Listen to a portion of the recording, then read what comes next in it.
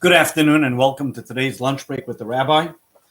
Today is Wednesday, April 28th, 2021. It is also the 16th day of the month of Iyar.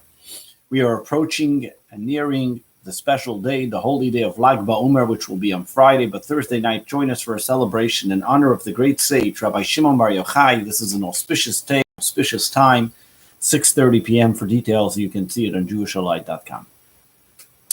As we've discussed in the past few weeks, during the time between Passover and Shavuos, we read about the ethics of our fathers, the concepts that are brought in the Talmud and in the Mishnah, the concepts that our forefathers and the teachings of the Talmud, the teachers of the Talmud have taught us. These are beyond the law. This is not something necessarily which is the strict letter of the law.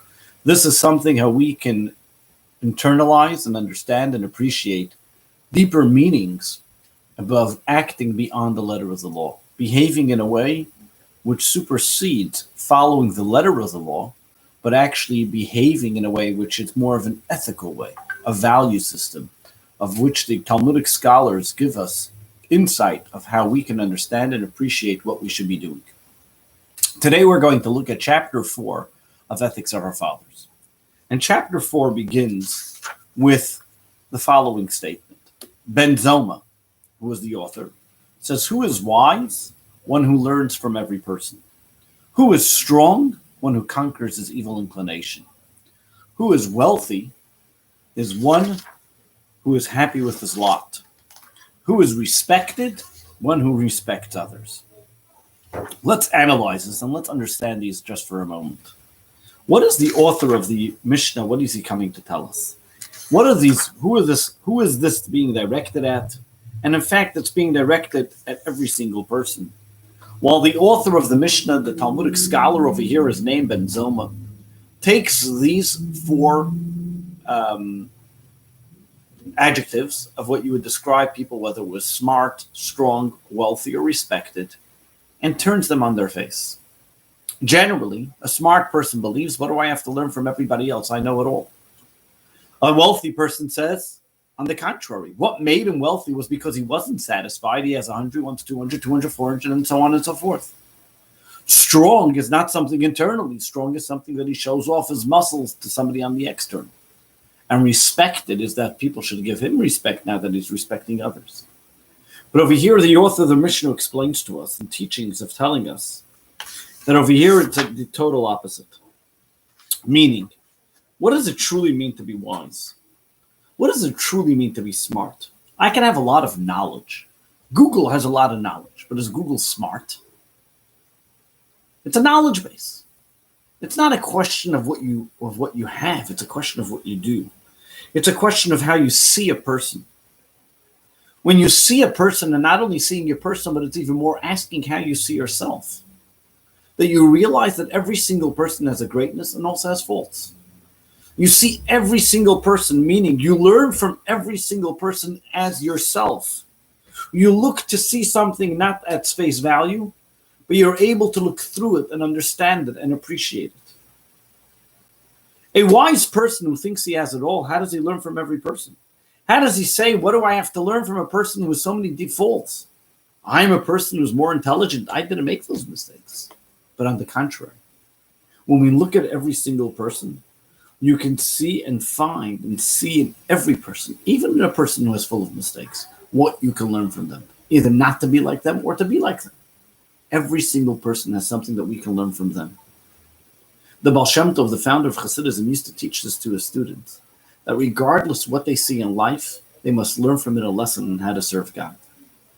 Even if it's a person who's doing the most terrible thing, there's something you can learn from that individual.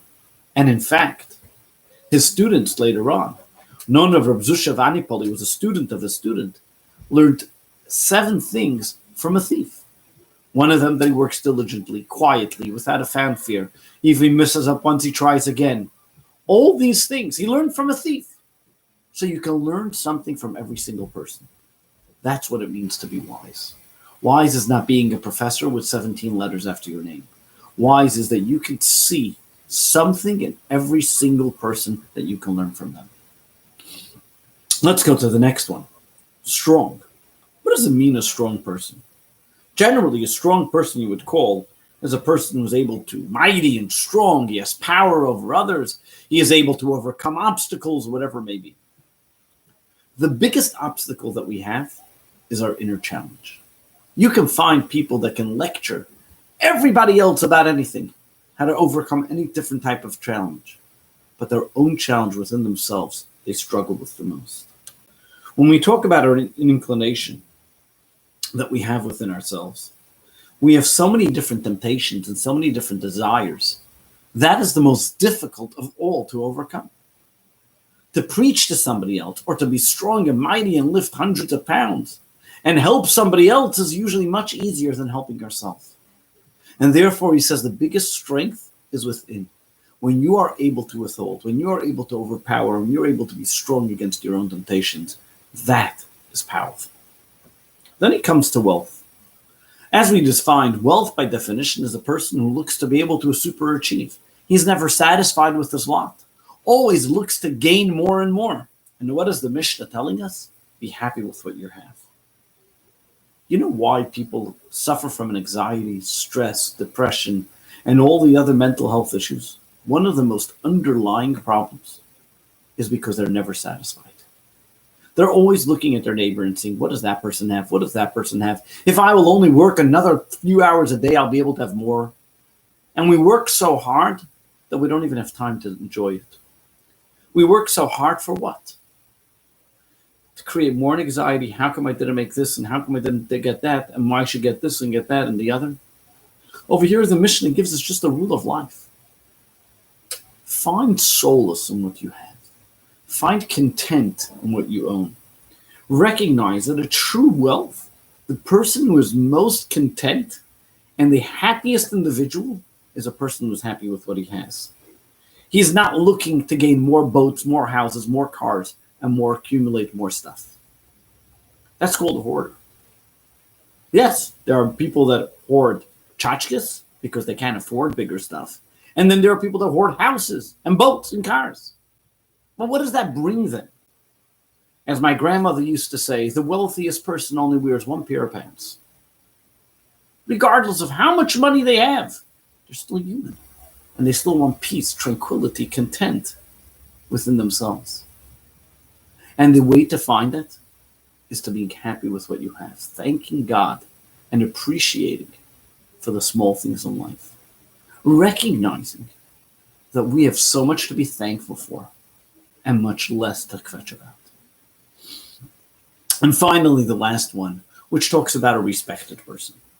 A respected person is an individual who everybody talks about his honor, his greatness, his wonderful demeanor.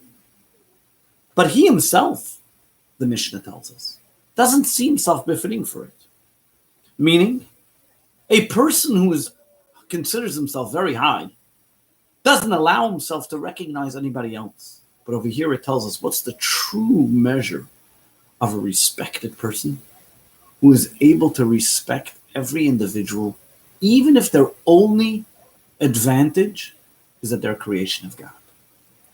That means he recognizes that should he be in another position, probably he wouldn't be doing the greatest job. Or if somebody else would have his job, maybe they would do it better. The respect that they're giving him, maybe he's not even worthy of it. And therefore, he doesn't see any narcissistic concept within himself. So he's able to see every individual, every person, every creation, every creature for its greatness as being a creation of God. These four models, if we would just take them to heart for a moment and recognize the unique ideal of what does it mean wise, learning from every person, wealth, being content, strength, overcoming our limitations, being strong within our side, and respecting every person, how much more loving and happy all of us would be. God bless you. Have a great day. Looking forward to sharing some wonderful thoughts about this week's Torah reading tomorrow at 1 p.m. God bless you and have a great day.